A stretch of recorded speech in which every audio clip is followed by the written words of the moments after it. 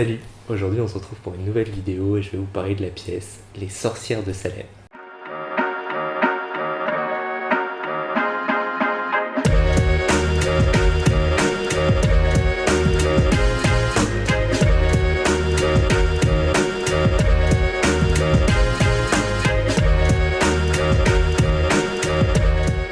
Le texte est d'Arthur Miller, la mise en scène est de Paul Golub et fait remarquable, c'est qu'elle est jouée par les académiciens de l'Académie de l'Union.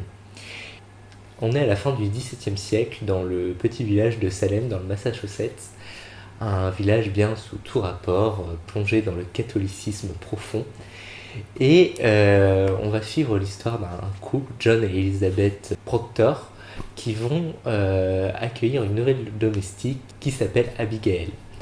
Et John et Abigail vont donc avoir une relation. Et quand donc Elizabeth, la femme de John, va découvrir cette relation, elle va mettre à la porte la servante.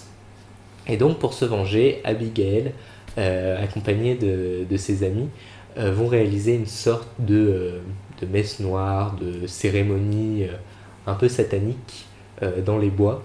Mais cette cérémonie va être découverte et elles vont être accusées de sorcellerie. Cette histoire va aller jusqu'à les faire comparaître devant la justice et pour acte de sorcellerie. Et donc les sorcières de Salem racontent en fait l'histoire de cette rumeur et comment les femmes accusées ne vont en fait jamais pouvoir se défendre face à une justice qui va juste se limiter au fait qu'elles sont accusées de sorcellerie. En fait, cette histoire est une allégorie du macartisme en fait, que l'auteur Arthur Miller a très bien connu, car durant cette période assez sombre de l'histoire américaine, il y a eu ce qu'on appelait le comité des activités anti-américaines, qui était chargé de démasquer dans le milieu culturel toute personne pouvant être membre du Parti communiste. Et Arthur Miller a, lui, été directement touché, puisque plusieurs personnes de son entourage ont été accusées de communisme. Et lui, il a été écouté par ce comité, où on lui a littéralement demandé de balancer tous ses potes pouvant être communistes. Et donc c'est cette histoire que racontent en fait les sorcières de Salem, c'est cette machine juridique face à des personnes qui ne peuvent même pas se défendre face à une administration tellement puissante.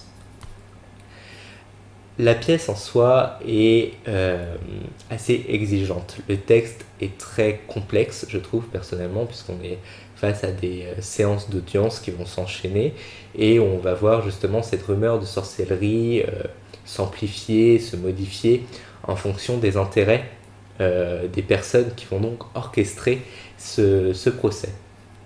Les acteurs s'en sortent extrêmement bien. Ils tiennent vraiment la route, ils arrivent vraiment à donner vie à ce texte qui, moi personnellement, quand je l'ai lu, m'a très vite ennuyé, malgré que le titre, Les Sorcières de Salem, fait quand même rêver. Et c'est là que je trouve qu'il y a un fossé qui se crée, puisque en fait, je sais pas ce que j'attendais réellement, mais en fait, je trouve que le point fort et le point faible se trouvent ici, puisque le point fort de la pièce, c'est vraiment le jeu des acteurs qui fait tenir toute l'histoire et qui va vraiment donner un bon rythme à la pièce, puisqu'elle est assez longue en plus.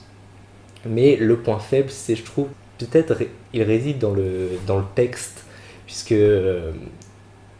le titre, en fait, quand on parle des sorcières de Salem, on va peut-être s'attendre à quelque chose de plus surnaturel, quelque chose qui a trait à la magie, et c'est ce qui manque, je trouve, dans cette histoire. Alors, dès l'ouverture de la pièce, on est plongé dans cet univers surnaturel où les acteurs vont rentrer en murmurant, et tout de suite, c'est très prenant.